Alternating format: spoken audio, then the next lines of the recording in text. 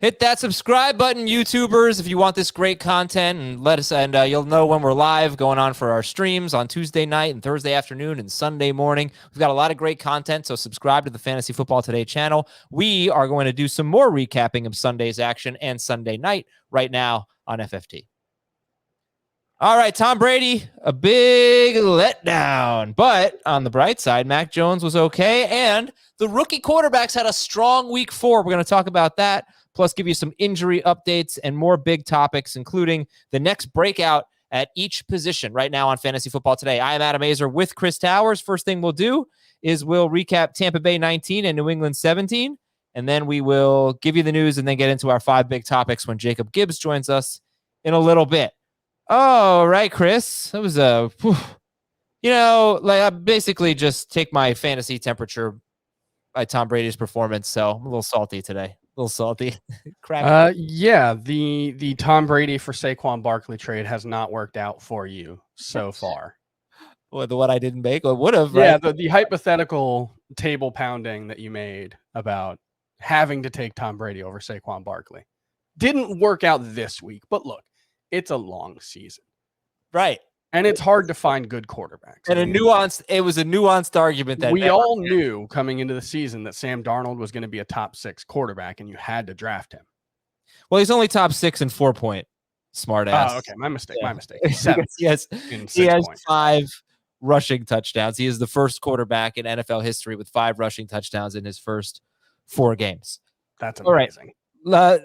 Actually, I don't know where to find this. This should not be so hard to find. Okay. Time of possession. NFL time of possession. You know where to find that? I think that's on the official box scores for the games. No, for the season. Oh, I bet I can find it on. Has it on Team I don't think they do. I don't think they do. I'm on this website. It's like my homepage, Pro Football Reference. Nope, I thought they did. They don't. It's amazing. I would love to know what the Seahawks time of average drive time is there. Oh, what's that, like traffic? No traffic? Yeah, exactly. How long it takes to get to the stadium. Drive averages. That is helpful. No, what was really amazing, we're going to talk about the Seahawks, so we have a question about Tyler Lockett. Their time of possession is staggeringly low. They had a game, an overtime game against Tennessee. It went down to the wire. They had the ball for like 22 minutes in that game. So they've run the second fewest plays in the NFL. We will get into all of that a little bit later. What were your major takeaways from Tampa Bay and New England? Let's start with the Patriots. I'll just open the floor to you, sir. Your major Patriots takeaways. I don't know how much value Damien Harris has. I know obviously this was a bad game and it was coming off a bad game, but he's really only had like one really good game running the ball, and that was week 1. And I think he only ended up with like 11 fantasy points because of the fumble. Then week 2, he had the touchdown, but it was only like 60 something yards. Last 2 weeks, he's been really bad. And I think he's a good runner. I don't think this offensive line is particularly good right now. And I think in the running game, at least, I think they clearly miss what Cam Newton brought to the table as far as opening things up for them, because we saw Damien Harris average 5 yards per carry. We saw Sony Michel average 5.7. I think Harris is down to 3.3 for the season now. And it's not as good of a situation as we hoped for Damien Harris coming into the season. And it's game script, right? Yeah, for sure. Yeah. Although this wasn't really, in terms of how the game played out, it wasn't as bad for Damien Harris as we expected. They just smartly realized that there was no point in running the ball against them, which is what Dallas did in week 1. Right. Yeah, you know what he is. He needs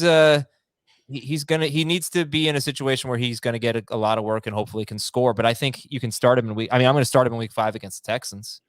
Yeah, I think he'll be in the top 30 at running back for me for sure. But he's on a pretty bad offense. This is an offense that's averaging right around 300. I think it's like 305 yards per game. They're actually scoring fewer points per game than they did last season. They're down to 17.8. And so, yeah, it's not a great situation for a guy who really doesn't catch many passes. So he kind of needs to have touchdowns to have upside. I think he's usually going to be a pretty safe bet for like 6 to 8 points per game. And whether he's like a top 24 running back is going to depend on whether he finds the end zone. Yeah. Now there is one other thing. I mean, he played so many snaps and he ran a ton of routes, but it was actually Brandon Bolden who had a lot more involvement in the passing game. And it's an interesting thing. I don't think we should just dismiss Brandon Bolden. He is 6% rostered. He had 6 catches for 51 yards. Now, again, they barely ran the ball. I don't remember how many rushing yards they had, but it was 10. They had -1 for the game. Yes. Now Nelson Aguilar had, I think someone pointed it out, he had -400% of their rushing yards because he had 4 and the whole team had -1. All right. So listen, this was an interesting game script where Mac Jones threw 40 times, although he has been throwing the ball 39 or more times in 3 or 4 games. But Bolden had 6 catches, and somebody's got to fill that role. It's unfortunate that Harris couldn't have more catches considering all the routes he ran. But Bolden is someone that I actually already have picked up in a couple of leagues because I had so much James White. And I think he might be a very poor man's version of James White, but someone in a pinch as the bye week start in week 6 in a pinch, you can maybe use in PPR. Jakobi Meyers with another really good game. No James White again. And that's 12 targets and 14 targets in the last 2 games without White. White got hurt early in week 3. Sorry. So, you can probably just plan on using him in PPR. At least 9 targets in each of the 3 losses. Right. So we'll see. I mean, maybe he gets screwed next week against Houston, but I think going forward, you could have a pretty reliable PPR guy there. Now, as far as the Bucs go, I'm sorry, just give me a 30-second thought on the tight ends. Both Smith and Henry caught touchdowns. If they catch touchdowns, they'll be fine. But I don't think this is going to be an offense that throws a lot of touchdowns, so I don't think you can really rely on them. They are touchdown or bust tight ends. I was hoping they'd be more, but clearly those guys are not the focal point of the offense that I hoped they would be. I actually thought they might lead the team in targets, both of them, and it's clearly not the case. So I think they'll probably be between 15 and 20 in my rankings every week. All right. From the Bucs perspective, I thought this was actually a really good game for Mike Evans. I had spoken about how you don't see a lot of cornerbacks shadowing these days. Mm-hmm. It just doesn't really happen. Well, it did happen in this game. J.C. Jackson shadowed Mike Evans, and he came away with 7 catches for 75 yards on 12 targets, with Brady having an off day with only 10 fantasy points and no touchdowns. Godwin, though, I mean, it's a huge game in week 1. And then 62 yards and a touchdown on 5. Well, how about this? Just the targets. 5, 7, 5 targets in his last 3 games. A little strange. Should we re-rank the Bucs wide receivers now? Because I think people had Godwin over Evans going in. Do you have Evans over Godwin now? I'll have to take a look at the overall numbers. But yeah, Evans has, his target share is probably right around 21%, if I'm doing the math in my head correct. Yeah, 20%. So it's still pretty low. And this is the problem with this offense, is that no matter who's available, Gronk wasn't there, Antonio Brown was back, but no matter who's there, they're really spreading the ball around quite a bit. And obviously there's enough volume there that it doesn't really hurt anyone in particular. But, Evans having a 20% target share so far and leading the team, that's kind of telling you that what we thought was going to happen before the season is what's happening. And this is, more of a situation where they're, Evans, Godwin, and Brown are probably all more like 18 to 30 at wide receiver every week. And, there'll be a lot of opportunities for touchdowns, but the tight ends will be involved. The running backs will be involved. We know all these things. And so there's big weekly upside. I think it'll be unpredictable though. Are you buying a Leonard Fournette breakout? He was only started in 32% of leagues. He really, pun intended, carried them to the win. He was terrific down the stretch. Ronald Jones stole a touchdown from him, but 20 carries and 3 catches. And that's, his best game of the year by far, 138 total yards. You buying a breakout here for Leonard Fournette? I shouldn't say breakout because obviously he's had big finishes in fantasy before, but are you buying a must start hood for Fournette? Yeah, he was RB25 for me this week. And as long as Gio Bernard's out, I think he's definitely going to be a top 20 to 24 running back. We'll see whether Gio comes back this week, but Fournette's been involved in the passing game pretty much every game. There was one game where he only had 3 targets and 4 carries against the Rams, but other than that, he has 4 targets in each game. And it seems pretty clear that he's ahead of Ronald Jones now. He played 81% of the snaps in this game. That was the most for a running back in the Bruce Arians era. Bruce Arians is a mercurial type when it comes to his running backs, and it's entirely possible that Leonard Fournette can, run a route a yard too shallow and get benched. Well, is this the height of his value, do you think?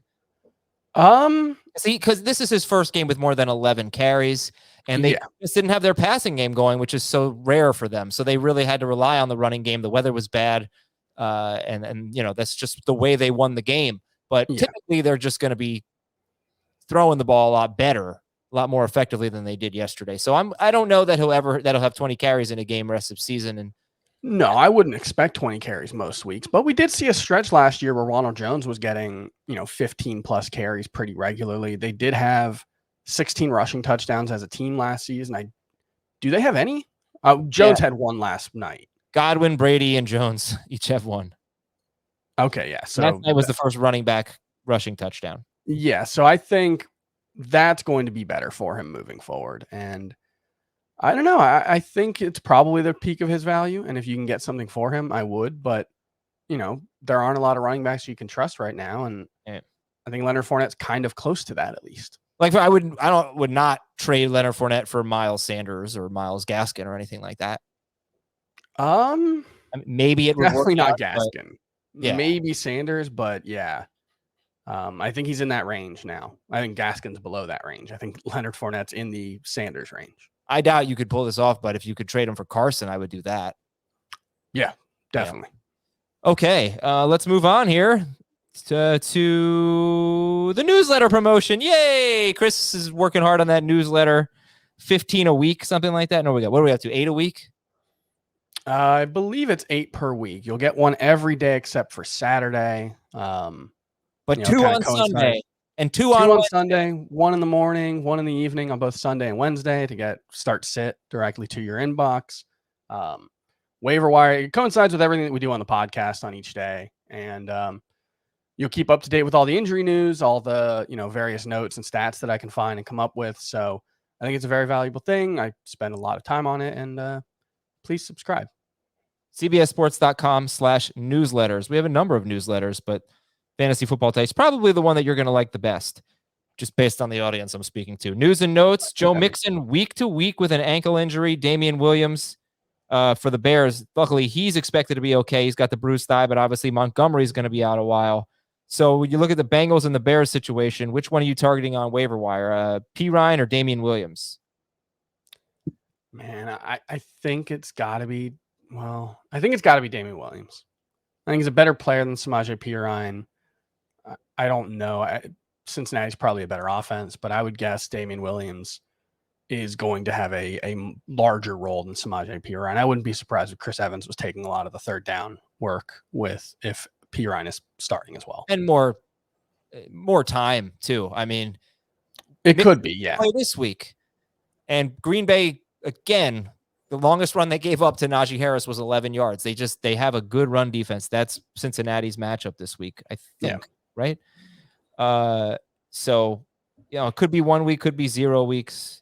I think we're still waiting on the results of David Montgomery's MRI. They don't think it's a super serious injury, but obviously the way he went down, you would think he could miss multiple weeks. Yeah, Green Bay is at Cincinnati and Chicago. And I think Williams might play 85% of the snaps for the Bears. Yeah. Because the only guy on their roster is Khalil Herbert, a 6th round pick. I would guess they'll activate Ryan Nall from their practice squad, but he's never been really anything. So I think Williams is going to get a lot of work for the Bears. Logan Thomas week to week with a hamstring. Matt Nagy said that Andy Dalton is his starting quarterback when healthy. Fine. He's not going to do what he needs to do to make Justin Fields happen. He had 1 run yesterday. He had 1 run and 2 kneel downs. And the run wasn't even a designed run. I'm sure you watched all of his throws. I know you do that. I watched all of Fields' throws. And I watched all of Trey Lance's throws, and they were very, very different. Fields was much better as a thrower. much better, not even close. Fields made some really good passes downfield. I mean, even that 76-yard touchdown to Deebo Samuel, underthrown. Yeah. Way underthrown. I mean, it was lucky that there was nobody within 20 yards of him because that was completely underthrown. Kittle should have scored. That was a bad throw, the one that was knocked out of his hands. Lance was only good when he was throwing basically at the line of scrimmage. It seemed like one read and go. But if he starts, he might just be a top 15 fantasy quarterback this week. I don't know. He did rush for 41 yards and a half. Yes, he did, but he's so unprepared, and there will be some interceptions. Not prepared, but he's just not ready yet. Will Fuller's week to week. Let me just run through all these here. Will Fuller week to week with a broken finger, not going to play in week 5, already been ruled out. Ronnie Harrison for Cleveland, safety, left with a concussion in the first quarter. And Jedrick Wills, their left tackle, he left in the third quarter, aggravating an ankle injury. Minnesota defensive tackle Michael Pierce left with an elbow injury, big injury there. Chicago, Khalil Mack got hurt, but I haven't seen much on him. But Akeem Hicks might be more serious. He left with a groin injury. That's pretty big. There's some big defensive injuries. Washington offensive guard Brandon Scherf, he's out 2 to 3 weeks with a sprained MCL.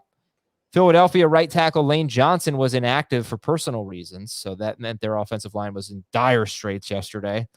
Jabril Peppers, Giants safety, he left with a hamstring injury. Trent Williams for the 49ers left with a shoulder injury. We got to keep an eye on that one. That's going to be a big one for Lance, starting left tackle. And Tennessee left guard Roger Saffold left with a concussion. Quick break here on Fantasy Football Today. When we come back, we'll talk about the rookie quarterbacks. We'll talk about breakouts at each position. We'll talk about, what else are we talking about? Tyler Lockett, that frustrating Tyler Lockett. Cordarrelle Patterson, that incredible Cordarrelle Patterson, and even more right after this on FFT. It is Jacob Gibbs, SZN. They say. Hey, Jacob. What's up, man? Welcome. Yeah, joining you from bed rest. Hopefully the last time here. Feeling pretty good about my chances going forward. I saw we had you on injured reserve. Had to stay on bed rest for 3 weeks, but you're eligible to return next week. Yeah, I think probable next week to be standing up for next week's episode. I'm pretty excited for that. I saw in the YouTube comments somebody was like, "Is Jacob just the lazy analyst of all time, or am I missing something here?" Broken really. I mean, you said you wanted to stand up. That sounds terrible. So yeah, I'm definitely lazier than you if you want to stand up. Sitting is the worst, so standing's really the only choice. Sitting really gives me a lot of pain right now, but I think I could do standing next week. All right. Standing room only for Jacob Gibbs. All right, first topic here. Did the rookie quarterbacks show you enough to have faith in their respective passing games? You have to think all the way back to Thursday night. You might forget about Trevor Lawrence, but he looked a lot better. Only threw for 204 yards, but only 24 passes. Trey Lance and Justin Fields, we just talked about. And then there was Mac Jones, who won't throw the ball more than 5 yards. And then there's Zach Wilson. Zach Wilson's actually had okay. Obviously, if you watched the game, you saw the overtime. He cost them. He could have cost them the game. He underthrew an open player for what would have been a game-winning touchdown, and then he should have thrown the ball away. Like, he's making mistakes, but when he hasn't played the Patriots and who's the other team that shut him down? The Broncos. He scored 21 and 22 fantasy points. He's given Corey Davis a solid game. So it's not so much about the quarterbacks. It's about the wide receivers, I think. I'll start with you, Jacob. Did the rookie quarterbacks, did any of them make you feel comfortable enough in throwing Allen Robinson out there or Corey Davis out there or George Kittle, whatever it may be for week 5? You guys were just talking about it. I was definitely discouraged with how Trey Lance looked yesterday. Not for his fantasy purposes necessarily, because I think the rushing will be there, but he was really erratic as a passer. So I'm a little bit worried about the guys in San Francisco.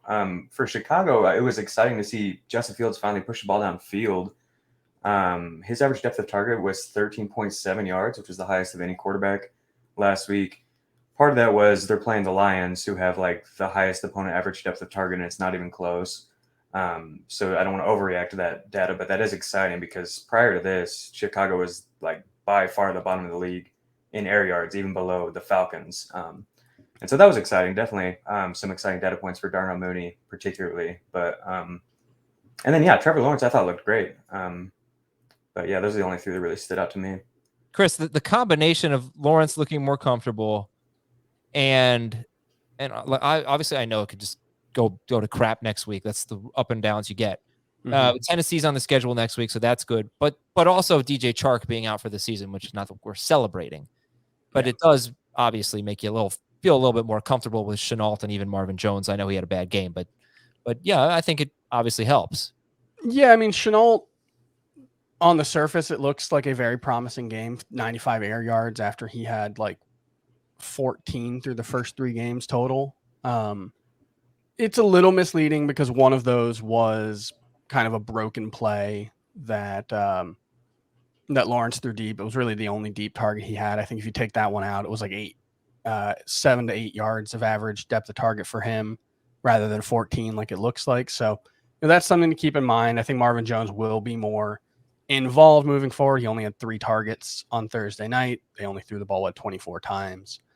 But yeah, I think you can probably view Shenault and Jones in the probably more like the 40 range at wide receiver, at least until, we see more from them and how they're going to use them. But it's definitely, I think, promising for them moving forward. Trevor Lawrence, I think, is still the most talented of this quarterback class by a long shot. So, I think you can look at both of them as possible starters moving forward.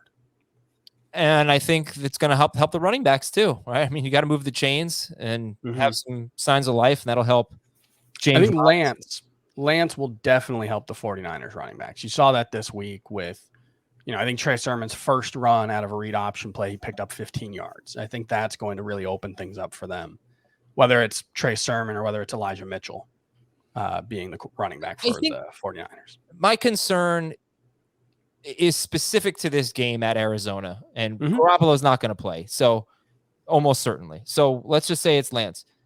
You're talking about a 4-0 team. Yeah. I don't know how good their defense is because looking at the NFL right now, I just don't know how many good defenses there are and if that even matters against the good offense. But if Trent Williams isn't playing and you've got that pass rush, and I could just see a kind of Justin Fields I could see a kind of Justin Fields week 3 type of scenario where it's just an absolute mess for the 49ers. And then you throw in the fact that the running backs don't catch any passes really, except for Juszczyk. I'm not sure I'm going to be as confident. I feel like the Cardinals might just destroy the 49ers and it could be an absolute mess for them. Yeah, I look at it probably with Trey Sermon or Elijah Mitchell probably the same way I do like the Buffalo Bills running backs or or Damien Harris or someone like that, where it's probably more like in the 25 to 30 range at running back. You're probably going to need a touchdown to really have a good game from them. But, I think this offense, the running game at least, is going to be productive with Trey Lance there, even if, Arizona has a good defense and Trent Williams is out. I think all those things make sense, but I just think the threat of Trey Lance's running is going to make things a lot easier for those guys, and it's going to help them move the ball in a way that, frankly, I'm not confident his passing is going to do, at least not consistently. I think people are going to start Corey Davis at Atlanta. I think people are going to start Jakobi Meyers at Houston. Yeah, and Jamison Crowder at Atlanta. Jamison Crowder. I mean, all he does is earn targets. Every time he's on the field, he gets a bunch of targets. It's a different offense. It wasn't Adam Gase, but he still was a big part of their offense and even had like a deep-ish catch, right? It was like a 32-yarder on the touchdown. So, yeah, I think Zach Wilson's okay. I don't know if the offensive line is good enough, but he's feisty. He is. He's a fighter. All right, let's go to our next question. It's from Randy Mallow 4. Which player or players at each position is best positioned for a rest of season breakout? Jacob, give me some rest of season breakouts. So 2 of these guys are actually attached to rookie quarterbacks. We kind of hinted at each of them already, but one is Jakobi Meyers. And so this is a stat I tweeted earlier. He didn't become a starter until week 7 last year. And from that point on, he has a 28.4% target share, which is Devontae Adams and Stephon Diggs are the only ones that are higher than that. And we've seen him get double-digit targets in each of the past 2 games. I believe his air yard share is up above 30% as well. So just really, I think everybody in the fantasy community has kind of come around on Jakobi Meyers now and understands just like how ridiculous the targets are for him. But I don't know if if his perception is really like as high as it should be among like mainstream fantasy players, because he still hasn't scored a touchdown, which is just insane with all the targets he's had. So he's the first one. And then Darnell Mooney. I don't know what to expect here. It seems like Allen Robinson has to get more involved, but Mooney's led the Bears in targets in each of the past 3 weeks. And during that time, he ranks 8th in the NFL in target share, 32%. And he's 7th in air yardage share at 47%. So those are really, really dominant rate stats. And if we see, Chicago's passing offense improve at all, if last week is, to be believed in at all, then that's really exciting for Mooney for sure. I have trouble though, Colin. I have trouble picking breakouts on offenses that I don't trust. Right. Passing off, because the rookie quarterbacks are going to struggle and from time to time. I'm not saying they're going to be bad every game, but I don't know. Like the guys that I had, or I think are higher end. I think we just approached this differently. Mm-hmm. But Jamar Chase and Devontae Smith. I know there's a math problem with Jamar Chase, pass attempts and target share and all that stuff, but I'm still just so blown away by how good he is in the first 4 games of his career. He's so good. He really seems like he can do it all on the football field, and his acceleration, his speed is ridiculous. So I think there's a chance that he's even better than I thought he would be in the first 4 games of his career. The next 13, sorry, I have to adjust to the schedule. The next 13 games, who knows what's in store for him. And then Devontae Smith gets a ton of air yards, gets a ton of target share, high target share. Mm-hmm. They throw the ball. They're not a running team, really. Yeah. So those are guys. I'm not saying that Jacob is telling you to get Darnell Mooney over right. those guys. But I love both those guys. I just wanted to give some more kind of obscure names, Yeah. Well, that's both good. Great picks. That's good. Yeah. But I think it's really impressive what these 2 rookies have done so far, considering what we usually see from rookie receivers. It bodes well going forward. Yeah, I think Jamar Chase would probably still be like number 2 or number 3 in target share for them moving forward. That would be my guess, but it wouldn't surprise me at all. I mean, he was a generational talent at wide as a prospect. Like his prospect profile was as good as anyone in the last decade, really. And so the fact that he's come out and had this strong performance, even acknowledging that it's not sustainable, he's not going to keep scoring a touchdown once every 6 targets or whatever he's on pace for right now, but he clearly fits. The prospect profile wasn't a fluke. Right. Chris, give me a quarterback breakout. Well, how about the guy throwing it to Jamar Chase? Joe Burrow is only QB 16 in 4-point for passing touchdown league, maybe a little higher in 6-point, but I do think the pass volume is going to be there. He's averaging 27 pass attempts per game right now. I think that has to go up, especially with Joe Mixon out. I don't think they're just going to give Samaje Perine 20 carries a week. So I think, Joe Burrow looking more comfortable, really only had like that, what was it, 3 passes in a row where he was intercepted against the Bears? Is that I don't remember if it was 3 drives in a row for sure. I think it might have been 3 straight I think passes. It may have been.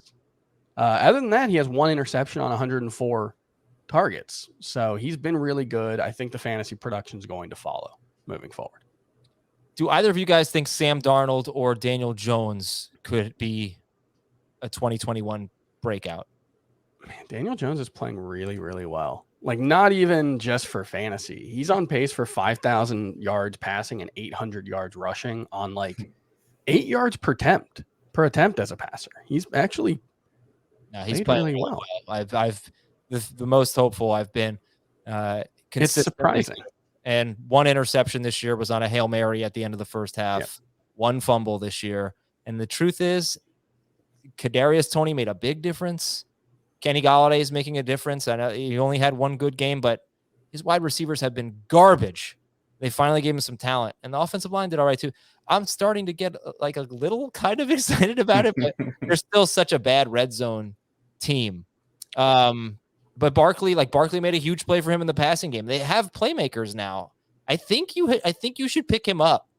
Yeah, I think nobody needs Daniel Jones, but yeah, it might not be the worst idea to have him. He's consistently, I think, going to be around 15 at QB for me. I don't think he can break into that kind of top 11 or top 12, however you define that kind of first couple of tiers.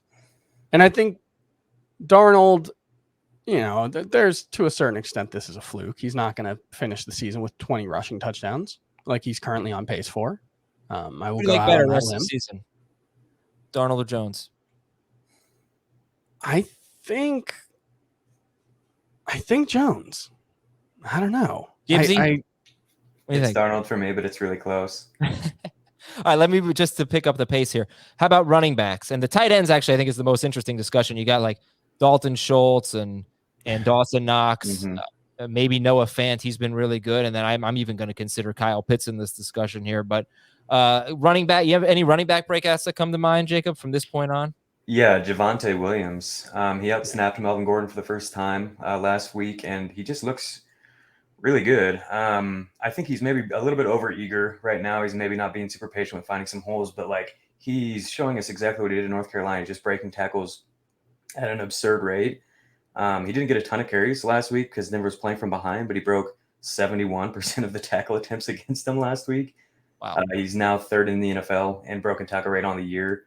And just, finally to see him get up above 50% of the snaps is definitely exciting. So hopefully Teddy's back soon because that offense did not look very good last week. But yeah, in terms of just the player, I'm pretty excited about what we've seen from Javonte.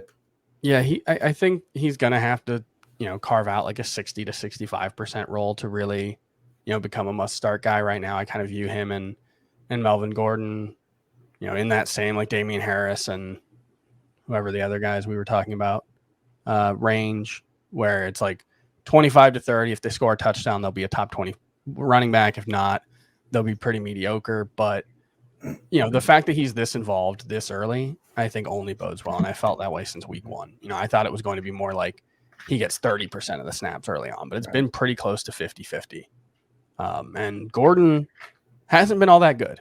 He has the 170-yard touchdown. Other than that, he's been pretty miserable. So same with that's the problem.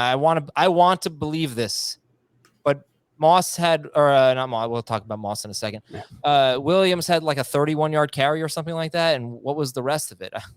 Sure, horrible. I wish I shared your excitement because the broken tackles are there and they're fun, but there are too many bad runs or insignificant runs, and no clear sign that he's anywhere close to out touching Melvin Gordon. You said he outsnapped him, but it's still so even every week. It's still a long-term play for me. It's still something that requires patience. Right. All right. I'm going to continue to buy high on Chase Edmonds. Okay. I know James Conner's getting the goal line work. They've, and that's frustrating. I think they've split snaps inside of the 10-yard line or something like that pretty evenly. But look, for his career, Chase Edmonds is not a prolific touchdown scorer. He had the 1-3 touchdown game. But he scored a touchdown once every 25 touches in his career. Last season, it was once every 30 if you want to take the larger sample size of his biggest role.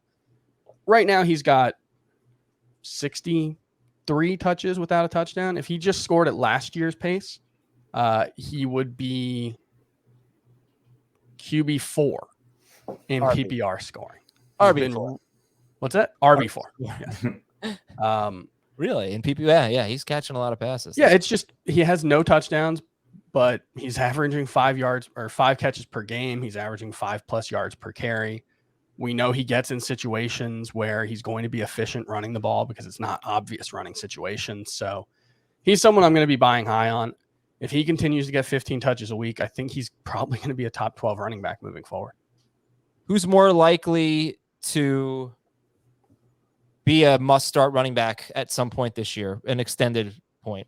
Fournette or Zach Moss? Fournette, because I think he's Fournette. probably one next week.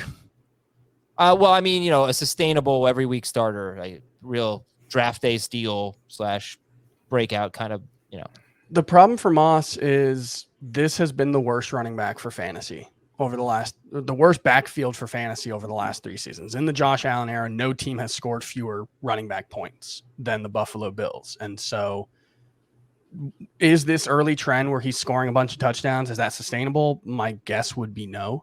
And if he's not scoring touchdowns, I think he's going to continue to split work with Devin Singletary, and it's probably going to be another one of those guys where you're hoping for 60 yards, maybe 70 all-purpose yards, and a touchdown every week. Okay, tight ends, Jacob. I put 4 in here that are potential breakouts. I don't know if people would even put Fant and Pitts in here, but Knox and Schultz are similar. Fant and Pitts are similar in that they were drafted. But Fant, maybe it's already happening. I don't know. If you were going to bet on one of these guys to be a stud, would it be Knox, Schultz, Fant, Pitts? Or how would you rank them rest of season? Pitts would be first for sure, but I am really excited about Fant as well. Both those guys have been really exciting in terms of their route involvement, the percentage of the dropbacks they're running a route on, and then also their targets per route run.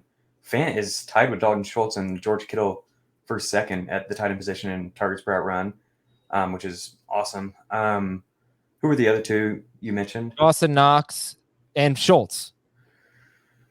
I don't really. It's hard to tell. What's been going on in Dallas lately with the target distribution is really strange. Mm-hmm. And I think Jarwin's going to continue to be more involved. But the last 2 weeks have been really exciting for Schultz. But still, I think I would take Schultz over. There's more scoring upside there. The touchdowns are definitely unsustainable for Knox. But we did see him like run more routes.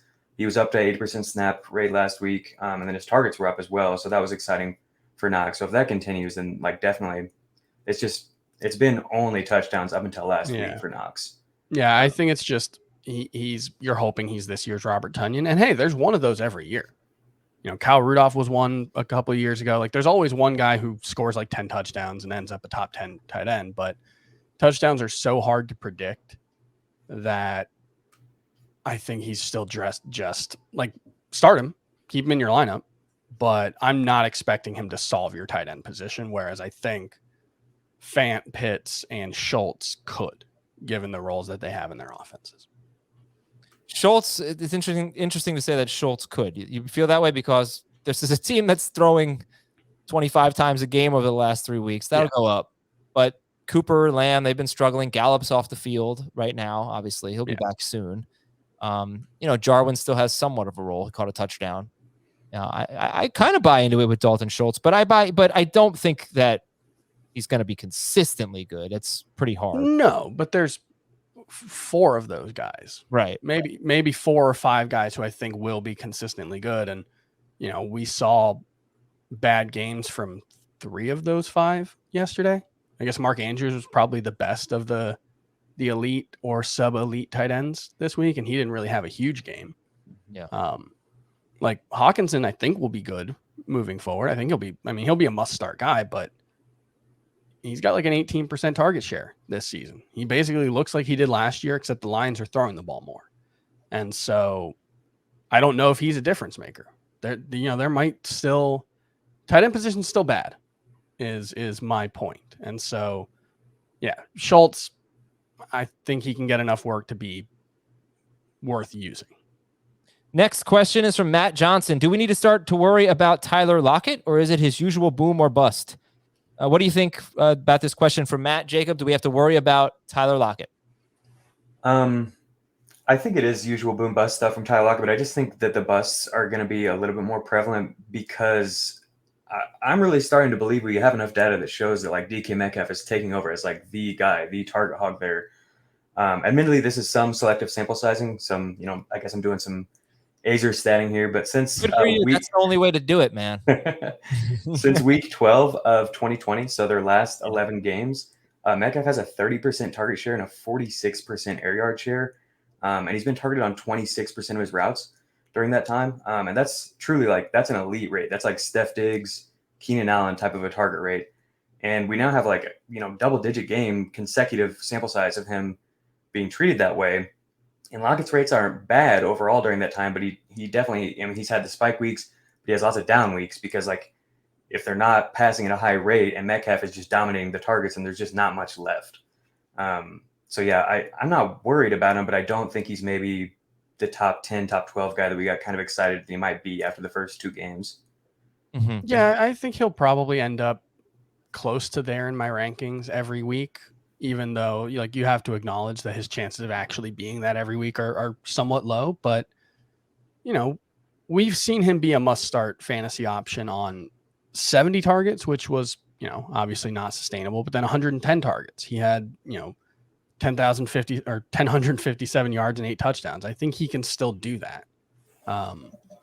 And so, yeah, I think he's Tyler Lockett still. He's not going to be a 1,200-yard guy, but he's going to be very valuable. This offense was one I really wanted to see more of, trying to understand what's going on, because is it different? Is it really? I mean, you look at Russell Wilson's air yards per pass attempt; they're almost identical to what they were last year.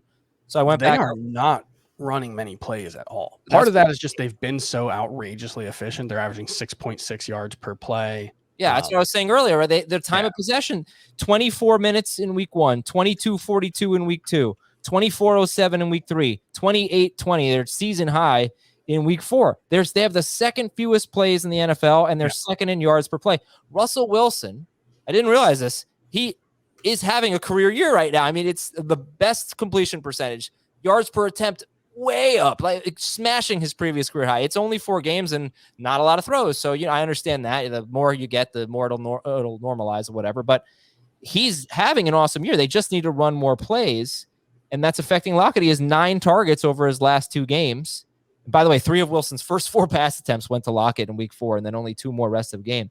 But I don't know. I mean, I feel like they obviously have to get the ball a little bit more. They have to maybe have a better running game. But and being second teams to last are running all over them. That's also true. They're allowing 152 yards on the ground per game, and they've had 133 rush attempts against them. They've probably got one of the most even splits in terms of rush pass ratio against so far this season. So, I think that'll normalize. They're not going to keep running 53 plays per game, which is where they're at right now, which would be an incredibly low number. I think that would have been the lowest in the NFL last year by about 50 or 60. I think the Texans were right around 900. That's an 844 snap pace for the season. So I think that stuff will turn around. And I think Lockett and Metcalf are both must-start guys. I think they're both going to have inconsistencies because of the style of play and the kind of targets that they get. But you just have to live with the down weeks with Lockett. You can't try to he's not going to be good in this game, but he will be good. Like, you can't do that with a player like him. Nobody is good enough at predicting that kind of stuff. You just have to live with the ups and downs. And, wide receiver production tends to fluctuate week to week. Oh, don't even start with that. Tyler Lockett is that on steroids, Chris. And he was last year. No. Sorry. He was last year. He has not been that so much more than everyone else in his career. Not than everyone else, but then the average wide receiver. Yeah, the consistency is not part of Tyler Lockett's profile. That's fine. It's not fine. It's frustrating as hell. Yes, it is. You drafted him, so you knew that. No, you didn't. You were hoping that things would change with this new offense that was supposed to get the ball out of Wilson's hands quicker, and he was going to take advantage. He had 100 catches last year. He ran shorter routes. He was supposed to be more consistent. I think where you drafted him, the inconsistencies are fine. But like Jacob said, if you were hoping for top 10, if you were hoping for a different kind of Tyler Lockett, I don't know that it's going to happen. And that's frustrating. But if where you drafted him, I think it's fine. It can be frustrating, but it's also not fair to get mad at a player for who they're not. Well, you should accept players for who they are rather than who they're not. That was the question. If they're really good, like Tyler Lockett. That was the question. Is this just what Tyler Lockett is? Basically, that's all right. All right, Jacob, tell me about Cordarrelle Patterson. Topic number 4 is Cordarrelle Patterson. Are you buying it? I love Cordarrelle Patterson, but no, I'm definitely not buying this production. I think if you can sell him, it's worth exploring. He has a 43% target per route run rate, which easily leads the NFL. That means he's being targeted on almost half of the routes that he runs, 43%. No one is ever above 35%. Really, like only 1 or 2 players even top 30% each year. So obviously everyone knows that the touchdowns are unsustainable, but also he's not on the field enough. He's not going to continue to be targeted at such a high rate. And so when that rate drops, unless his snaps and his routes rise, you're going to be left with someone who's just really not useful in fantasy. And maybe they will rise, but they're continuing to trust Mike Davis on 2-minute drill offense, third downs. They're really not taking him off the field in obvious passing situations or anything like that. So I don't know. I don't think it's likely that the role changes, but I do think it's likely that the rates drop off. So I think it's time to sell. I mean, he's averaging 4.9 yards per route run right now. Alvin Kamara was number 1 among running backs last season at 2.2. He's more than twice as efficient as Alvin Kamara was last season. So, even if you think Cordarrelle Patterson is really, really good and will remain efficient, like he's probably 50% over what a realistic expectation for his receiving yards would be right now. And so I think you definitely have to view him as a sell high candidate. And if you could move him for Amari Cooper right now, I think you should absolutely do that. I think you could. That it feels like you're aiming high, but people are probably pretty frustrated with Cooper. Yeah, if you can move for Amari Cooper, definitely do that. But even, I don't know about, I'm trying to figure out who else. Well, I wouldn't trade him for Miles Sanders. I don't see kind of getting so frustrated. I mean, everybody who writes something about Miles Sanders always says, he's so good, he's so talented.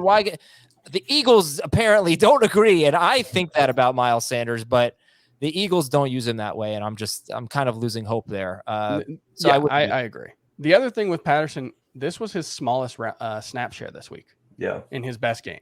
I think he ran 11 routes. As a wide receiver. He wasn't just catching balls out of the backfield. Oh yeah, no. The long touchdown he was lined up out wide. He was a wide receiver, so I mean the targets per route run, I guess, could exceed what a normal running back would do.